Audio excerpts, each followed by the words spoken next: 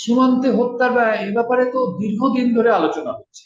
ফালানি হত্যার পর তা আমরা কি খেয়াল করলাম যে তারও আগে থেকে যে পাখির মতো গুলি করে দেয়। এটা কোন ধরনের অসভ্য, চূড়ান্ত অসভ্য। এই অসভ্যতা তো মেনে নেওয়া যায় না। একদম ভারত নির্দিষ্ট করে বলছে কোনো অবস্থায় আঘাত লাগে এমন কোনো অস্ত্র সীমান্তে ব্যবহার করা হবে না। সেক্ষেত্রে এটা বলছে যে কাঁটাতারে বেড়া কেটে মাঝে মধ্যে অনুপ্রবেশ করার একটা চেষ্টা থাকছে, দুতরফেই থাকছে, কিন্তু প্রাণঘাতী হবে না এমন অস্ত্র নিশ্চয় করতে হবে। কেন বলা হচ্ছে, গত পরশু দিনই ফাঁসি দেওয়াতে, মানে আপনাদের ওখানে পঞ্চগড় তেঁতুলিয়া ওপাশটা যেটা আছে, হুম। পঞ্চগড় তেঁতুলিয়াতে দুজন যুবক, হ্যাঁ। 22-23 বছর বয়সী যুবকের দেহ পাওয়া গেছে, যেটা রাইট। নিয়ে খুব টেনশন তৈরি হয়েছিল।